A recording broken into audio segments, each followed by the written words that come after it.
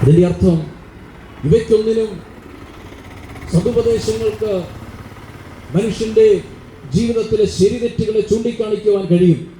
പക്ഷേ അവനെ സത്യത്തിലൂടെ നടത്തുവാനുള്ള ശക്തി അതിന് ഇല്ല എന്നുള്ളത് അനേകരുടെ ജീവിതത്തിലൂടെ ഉദാഹരണമായി നമ്മൾ പരിശോധിക്കുമ്പോൾ നമുക്ക് കണ്ടെത്തുവാൻ കഴിയുന്ന വസ്തുതയാണ്. മനുഷ്യൻ്റെ ഈ പാപകരമായ അവസ്ഥയിൽ നിന്ന് മനുഷ്യനെ ആർക്കാണ് രക്ഷിക്കുവാൻ കഴിയുന്നത്? അനേക നൂറ്റാണ്ടുകൾക്ക് മുൻപ് ജീവിച്ചിരുന്ന പൗലോസ് എന്ന മഹത് വ്യക്തിത്വം ഇപ്രകാരം താൻ രേഖപ്പെടുത്തി: നന്മ ചെയ്യുവാനുള്ള ആഗ്രഹം എനിക്കുണ്ട്, എന്നാൽ അത് ചെയ്യുന്നില്ല. ഞാൻ ഇച്ഛിക്കാത്ത തിന്മയത്രേ ഞാൻ ചെയ്യുന്നത്. അത് ഞാനല്ല, എന്നിൽ പ്രവർത്തന നിരതമായിരിക്കുന്ന പാപമത്രേ.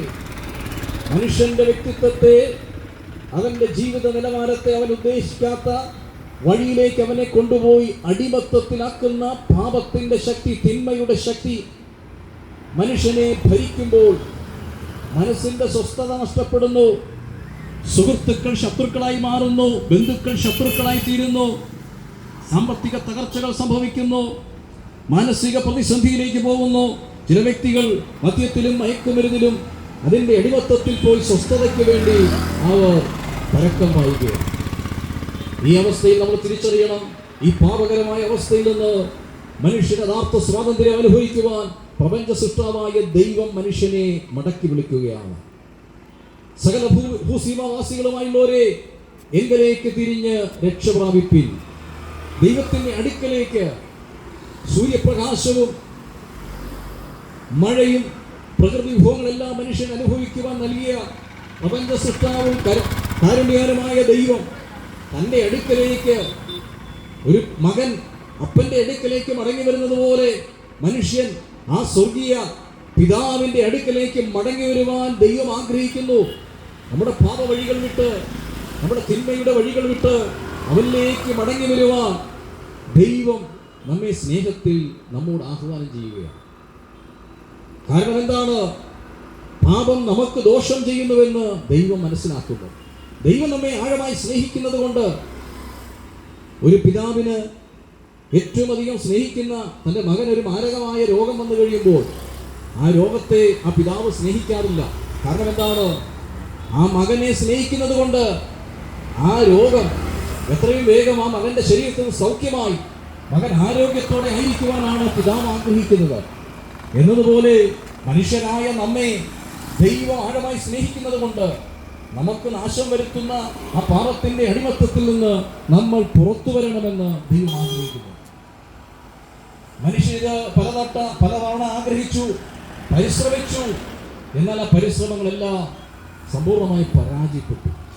ഇവിടെ നാം തിരിച്ചറിയേണ്ടത് പ്രധാനപ്പെട്ടതായ വസ്തുത, പാപകരമായ അവസ്ഥയിൽ നിന്നും ഒരു പാപമോചനം നേടുവാൻ, അതിൽ നിന്ന് സമ്പൂർണ്ണമായി പുറത്തു വരുവാൻ നമ്മുടെ പരിശ്രമങ്ങൾ പരാജയത്തിലേക്ക് പോകുമെന്നുള്ള യാഥാർത്ഥ്യം തിരിച്ചറിഞ്ഞിട്ടുള്ളവർ ചുരുക്കമാണ്.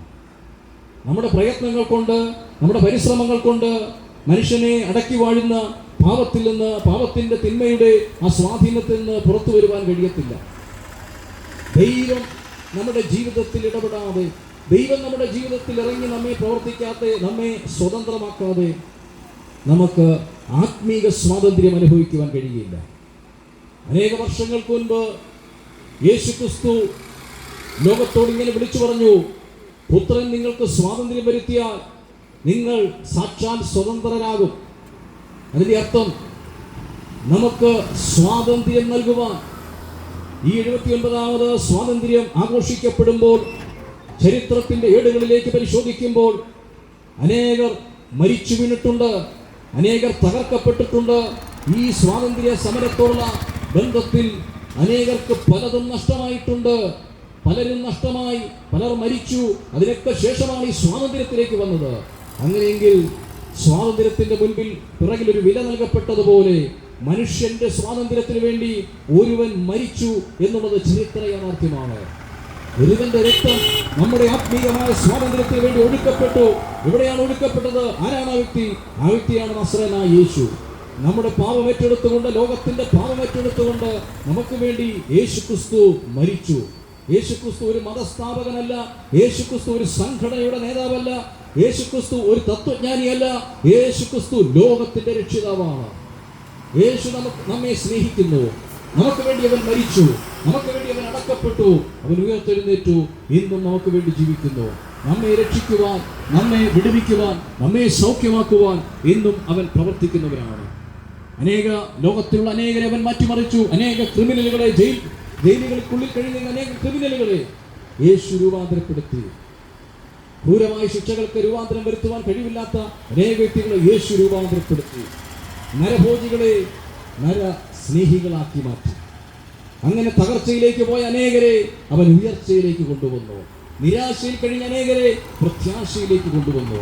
യേശു ക്രിസ്തുവിലൂടെ സമ്പൂർണമായ ആത്മീക സ്വാതന്ത്ര്യം സൗജന്യമായ ദാനമാണ്. ഇത് സൗജന്യമായി നൽകപ്പെട്ടിരിക്കുന്നു. ഇതിന് ഈ ആത്മീകമായ ഈ പാപമോചനം മനുഷ്യന് നേടിയെടുക്കുവാൻ മുഴുവൻ വില നൽകിയത് കർത്താവായ യേശു ക്രിസ്തുവാണ്.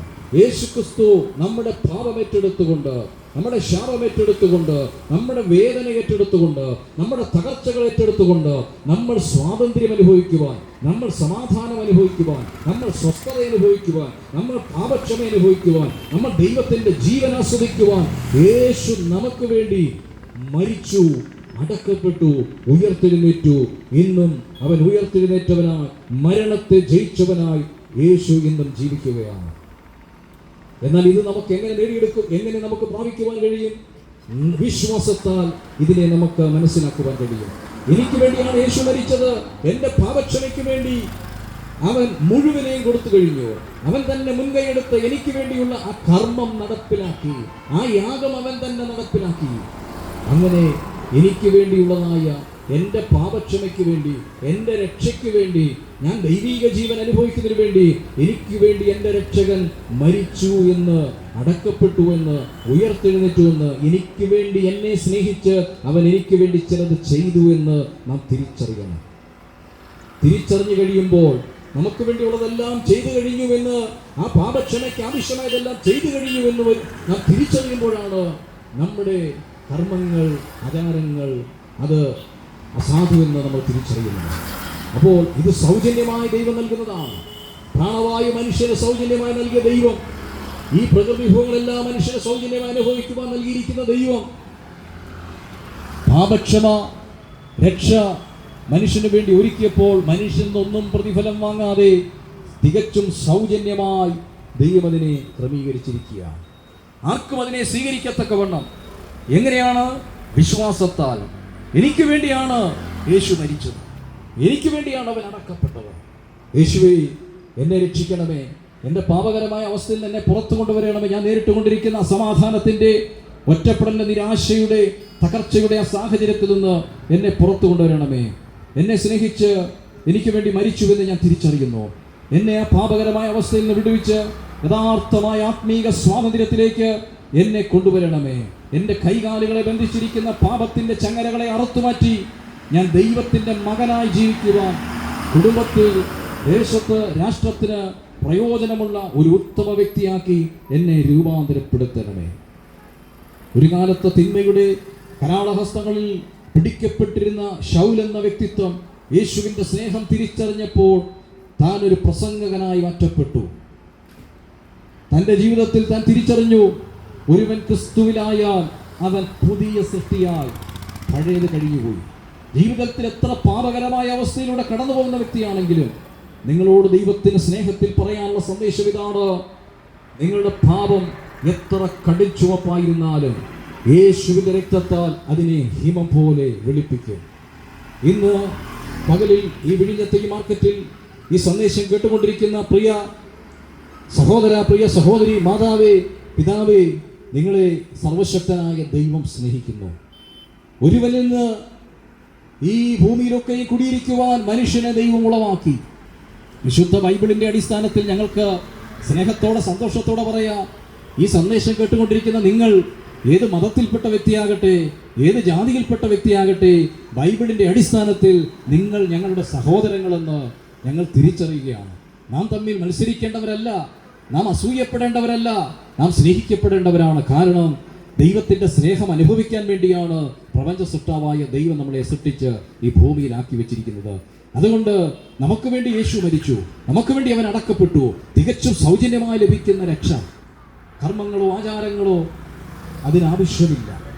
നമ്മളത് വിശ്വസിക്കുകയും യേശുവേ എൻ്റെ ജീവിതത്തിലേക്ക് കടന്നു വന്ന് എന്നെ രക്ഷിക്കണമേ, എന്നെ ഒരു പുതുസൃഷ്ടിയാക്കി തീർക്കണമേ, എന്നെ ദൈവത്തിൻ്റെ മകനാക്കി മകളാക്കി എന്നെ മാറ്റണമേ, സത്യത്തിൻ്റെയും സമാധാനത്തിൻ്റെ പാതയിൽ എന്നെ നടത്തണമേ, നീതിയുടെയും വിശുദ്ധിയുടെയും പാതയിൽ എന്നെ നടത്തണമേ, എൻ്റെ ഹൃദയത്തിൻ്റെ രാജാവായി എൻ്റെ ഹൃദയത്തിൻ്റെ സിംഹാസനത്തിൽ വാണരുളുവാൻ ഞാൻ അങ്ങേ എൻ്റെ ഹൃദയത്തിലേക്ക് ക്ഷണിക്കുകയാണ്. അങ്ങൻ്റെ ഹൃദയത്തിലേക്ക് കടന്നു വരണം. എൻ്റെ ഹൃദയത്തിൻ്റെ വാതിൽ അങ്ങേക്ക് ഞാൻ തുറക്കുകയാണ്. അങ്ങനെ ഹൃദയത്തിലേക്ക് അവനെ സ്വീകരിക്കുമ്പോൾ അവൻ നമ്മുടെ ജീവിതത്തിൽ കടന്നു വന്ന് നമ്മെ സമ്പൂർണ്ണമായി മാറ്റിമറിക്കുന്നവനാണ്. മാത്രമല്ല, ആ പാപത്തിൻ്റെ കറകൾ പോക്കി നമ്മെ ശുദ്ധീകരിച്ച് അവൻ്റെ ജീവൻ നമ്മുടെ അകത്ത് വരുവാനിടയായിത്തീരും. അവൻ നമ്മുടെ ഉള്ളിൽ കടന്നു വരും. അവൻ നമ്മുടെ അകത്ത് കടന്നു വന്നു കഴിയുമ്പോൾ അവൻ യേശു പറയുന്നതിനെയാണ്, എൻ്റെ അടുക്കൽ വരുന്നവനെ ഞാൻ ഒരു നാളും തള്ളിക്കളയുകയില്ല, ഞാൻ നിന്നെ കൈവിടുകയില്ല, ഞാൻ നിന്നെ ഉപേക്ഷിക്കുകയില്ല. ആരെല്ലാം നമ്മളെ കൈവിട്ടാലും ആരെല്ലാം നമ്മളെ തള്ളിക്കളഞ്ഞാലും യേശു നമ്മളെ കൈവിടുകയില്ല. അനേകർ നമ്മളെ കണ്ണുനീരിലാക്കുന്ന അനേകർ ലോകത്തിൽ കണ്ടേക്കാം, പക്ഷേ യേശു നമ്മുടെ കണ്ണുനീർ തുടയ്ക്കുന്നവനാണ്. യേശു നമ്മുടെ നിരാശകളെ മാറ്റുന്നവനാണ്. യേശു നമ്മെ നമ്മുടെ പാപകരമായ അവസ്ഥയിൽ നമ്മളെ സ്വതന്ത്രമാക്കുന്നവനാണ്. അതുകൊണ്ട് ഇത്ര നല്ല രക്ഷകൻ, ഇത്ര നല്ല ആശ്വാസകൻ, ഇത്ര നല്ല ഉപദേഷ്ടാവ്, ഇത്ര നല്ല വഴികാട്ടി, ഇത്ര നല്ല ഇടയനെ കുറിച്ചാണ് ഞങ്ങൾ പ്രഘോഷിക്കുന്നത്. ഒരു കാലഘട്ടത്തിൽ പാപത്തിൻ്റെ പിടിയിൽ അമർന്നിരുന്നവരാണ് ഞങ്ങൾ ഓരോരുത്തരും. എന്നാൽ ഞങ്ങളുടെ ജീവിതത്തിൽ ഞങ്ങൾ യേശുവിനെ അന്വേഷിച്ചതല്ല, യേശു ഞങ്ങളെ അന്വേഷിച്ചു വന്നു, ഞങ്ങളുടെ ജീവിതത്തിലേക്ക് കടന്നു വന്നു. അവൻ ഞങ്ങളെ വിടുവിച്ചു. ഞങ്ങളായിരുന്ന പാപകരമായ അവസ്ഥയിൽ നിന്ന് ഞങ്ങളോട് മനസ്സലിഞ്ഞ് ഞങ്ങളെ വിടുവിച്ചു. ഞങ്ങൾ അനുഭവിക്കുന്നു. ഇന്ന് ഞങ്ങൾ ഇവിടെ നിൽക്കുമ്പോൾ ഞങ്ങൾക്കറിയാം, ഞങ്ങളുടെ ജീവിതം ഈ ലോകത്തിൽ ഈ നിമിഷം തീർന്നാൽ ഞങ്ങൾ ദൈവത്തിൻ്റെ സാന്നിധ്യത്തിൽ, ദൈവത്തിൻ്റെ രാജ്യത്തിൽ, പാപമില്ലാത്ത ആ ദൈവിക ഭരണത്തിൻ്റെ കീഴിലായിരിക്കുമെന്ന് ഞങ്ങൾ തിരിച്ചറിയുന്നു. ഇത് യേശുക്രിസ്തുവിലൂടെ ഞങ്ങൾക്ക് ലഭ്യമായതാണ്. അതുകൊണ്ട് ഞങ്ങൾ കേവലം ഏതോ ഗ്രന്ഥത്തിൽ വായിച്ച് അല്ലെങ്കിൽ എവിടെയെങ്കിലും ആരെങ്കിലും പറഞ്ഞതിൻ്റെ അടിസ്ഥാനത്തിലല്ല, ഞങ്ങളുടെ ജീവിതത്തിൽ അനുഭവിക്കുന്ന യേശുവിനെ ഞങ്ങൾ നിങ്ങളോട് പങ്കിടുകയാണ്. ഞങ്ങളുടെ ജീവിതത്തിൽ മാറ്റം വരുത്തിയ യേശു നിങ്ങളുടെ ജീവിതത്തിലും മാറ്റം വരുത്തുവാൻ മതിയായവനാണ്. അതുകൊണ്ട് ഈ സമയത്ത് ഇവിടെ ശ്രദ്ധയോടെ കേട്ടുകൊണ്ടിരിക്കുന്ന നിങ്ങൾക്ക് ഏവർക്കും നന്ദി പറയുകയാണ്. നിങ്ങളായിരിക്കുന്ന നിങ്ങളുടെ എല്ലാ ആ പരിമിതമായ അവസ്ഥയിൽ നിന്നും പ്രതിസന്ധിയിൽ നിന്നും യേശു ക്രിസ്തു മുഖാന്തരമുള്ള ആ രക്ഷ നിങ്ങളുടെ ജീവിതത്തിൽ നിങ്ങൾ അനുഭവിക്കുവാൻ ദൈവം നിങ്ങളെ സഹായിക്കട്ടെ.